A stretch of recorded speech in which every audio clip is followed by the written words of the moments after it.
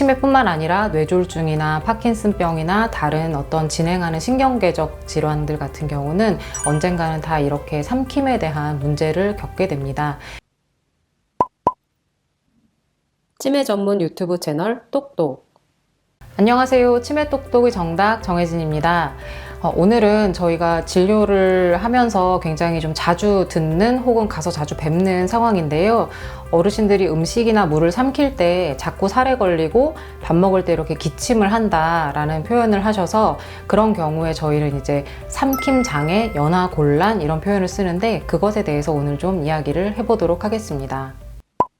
음식을 삼킬 때 자꾸 살에 걸리는 그런 증상들을 저희가 연화곤란, 삼킴곤란이라고 표현을 하는데요.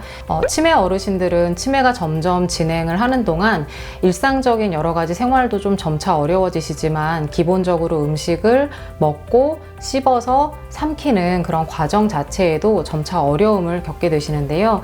치매뿐만 아니라 뇌졸중이나 파킨슨병이나 다른 어떤 진행하는 신경계적 질환들 같은 경우는 언젠가는 다 이렇게 삼킴에 대한 문제를 겪게 됩니다. 그래서 이것이 왜 문제가 되고 어떻게 대비를 해야 되고 어떻게 하면 좀 막을 수 있는지, 그리고 막상 장애가 생겼을 때에는 어떻게 대처를 해야 되는지 이런 것들을 좀 간단하게 얘기를 해볼게요.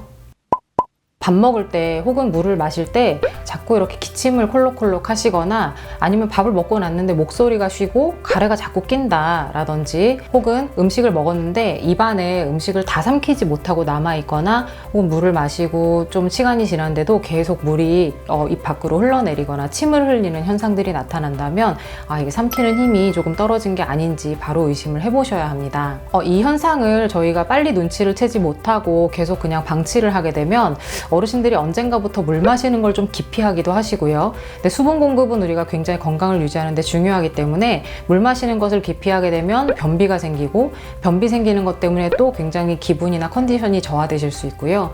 그리고 각종 탈수로 인한 문제들이 생길 수 있기 때문에 이런 연화에 대한 모니터링은 좀 잘 해주셔야 됩니다. 그리고 무엇보다도 음식을 삼키다가 잘못하면 저희가 살에 걸린다라고 표현을 하는데요. 그것이 기관지로 넘어가서 좀 더 깊숙하게 들어가면 폐까지 들어가는데, 그런 경우 저희가 흡인성 폐렴이라고 하는 아주 위중한 병이 생길 수 있어서 이렇게 되면 저희가 중환자실에 가는 케이스도 되게 많아서 꼭 좀 이거는 살펴보셔야 해요. 기본적으로 이렇게 씹고 삼키는 힘이 점점 떨어질 때에는 피하셔야 되는 음식들이 있는데, 기름지거나 너무 맵거나 자극적인 음식들을 좀 피하시는 게 좋고요.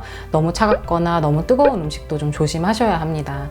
그리고 쫀득쫀득한 이렇게 떡 같은 좀 입안에 달라붙는 음식들도 좀 최대한 피하시는 게 좋고요. 음식은 소량씩 천천히 그리고 좀 자주 드시는 것을 권장합니다. 삼키는 것이 좀 문제가 있다라고 느껴질 때 좀 신경 써야 하는 식사 자세가 있는데요. 허리는 90도 각도로 세워주시는데, 만약에 스스로 90도를 만드실 수 없는 경우라고 한다면 침대를 세워서 베개를 그 사이에 껴서 등받이를 받쳐서라도 최대한 90도에 맞추어 주시는 게 좋고요. 음식은 반드시 숟가락 전체 가득이 아니라 반 정도만 이렇게 소량을 덜어서 음식을 후루룩 삼키는 것이 아니라 입 안으로 넣어서 떠 넘겨주셔야 됩니다. 그리고 만약에 한쪽이 마비가 오는 뇌졸중 환자분이신 경우에는 마비가 없는 쪽으로 음식을 좀 제공을 해주셔야 되고요. 음식을 삼킬 때 무엇보다도 중요한 자세인데요. 꿀떡하고 삼킬 때 고개를 살짝 숙여주시면 기도로 넘어가는 확률을 최대한 줄일 수 있으니까 이것도 집에서 한번 해보시면 좋겠습니다. 사실 좀 신경을 많이 쓰려면 한 숟가락 드리고 다 먹었어? 물어보고 한 번, 두 번 더 삼키게 하는 것이 필요하고요. 요 안에 음식물이 좀 남아있는 경우에 끝까지 삼킬 수 있도록 두 번, 세 번 반복해서 삼켜주시고, 그 다음에 다 먹었냐고 물어본 다음에 다 먹었어 라고 말씀을 하실 때 그 목소리가 가래가 끓지는 않는지도 좀 체크해 보시면 좋습니다.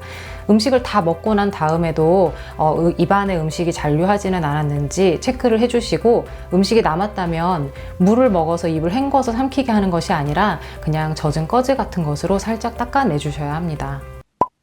가끔 저희가 어르신들 집에 방문을 해보면 물을 이렇게 컵으로 드시는 게 아니라 빨대로 드시는 경우가 있는데요. 이렇게 삼키는 힘이 떨어지신 경우에는 빨대보다는 스푼으로 물을 드리는 것이 훨씬 안전합니다. 그리고 후루룩 이렇게 들이마시게 하는 것은 오히려 연화가 좀 기능이 떨어질 때 더 위험할 수 있으니까요. 입안 깊숙이 넣어서 흘려주시는 게 좋고요. 입안에 음식물이 남아있는 게 보이는 경우에는 볼을 살짝 마사지를 해주셔서 양옆에서 이렇게 밀어주시는 것도 도움이 됩니다. 식사를 마친 다음에도 바로 누우는 게 아니라 30분 정도는 좀 앉아 계시는 걸 권장을 하고요. 저희 어르신들이 약을 굉장히 많이 드시는데 약을 알약으로 드시다가 어느 순간부터는 알약을 삼키는 게 점점 어려워지세요. 그래서 그럴 때에는 의사에게 처방을 할 때 가루로 내달라고 좀 부탁을 하면 처방전에서 이제 가루로 내달라고 저희가 약국에 보내드립니다. 약국에서 모든 약을 가루로 내주면 그것을 물에서 이렇게 넘기도록 하는 것이 아니라 요거트나 뭐 이렇게 좀 걸쭉하게 생긴 그런 음료에다가 가루로 된 약을 타서 그것을 스푼으로 떠드시게 하는 것이 훨씬 안전합니다. 연화 곤란이 생겼을 때 저희가 사용할 수 있는 제품이 있는데요. 점도 증진제라고 하는 제품입니다. 여러분들이 이제 뭐 인터넷이나 유튜브에서 검색을 해보시면 다양한 제품들을 어떻게 사용하는지 쉽게 좀 찾아보실 수가 있는데요. 점도 증진제, 말 그대로 어떤 액체의 점성을 증진시키는 액체를 굉장히 걸쭉하게 만들어주는 제품입니다. 사실 살에 걸리거나 식사하는 능력이 떨어진다고 했을 때 액체류는 오히려 잘 드시지 않을까 해서 뭐 베지밀이나 두유나 뭐 뉴케어나 이런 제품들을 그냥 쭉쭉 이렇게 마실 수 있도록 그게 오히려 좀 도움이 될 것 같아서 선택을 많이 하시는데요. 사실 액체류가 훨씬 더 기도로 흡인될 확률이 높기 때문에 액체류를 드실 때 국물 요리, 주스, 음료, 물 같은 것을 드릴 때 훨씬 조심하셔야 하는데요.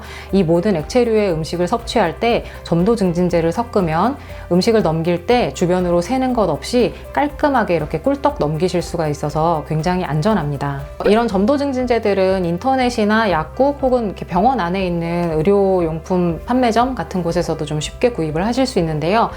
맛이나 향이나 냄새가 전혀 없기 때문에 그냥 본인이 먹고자 하는 음식 혹은 뭐 국물 요리, 물, 주스 이런 곳에 타면 성상만 약간 걸쭉해질 뿐이지 맛이나 냄새는 전혀 변하지 않으니까 안심하고 쓰셔도 되고요. 처음에 쓰실 때 조금 그 식감이 낯설어서 어색하시는 분들도 있지만 익숙해지시면 굉장히 편안합니다. 음식에 따라서 그리고 점도 증진제 그 제품의 종류에 따라서 생기는 점도가 좀 생기는 시간이라든지 생기는 점성의 어떤 정도라든지 하는 것들이 조금씩 다르니까요.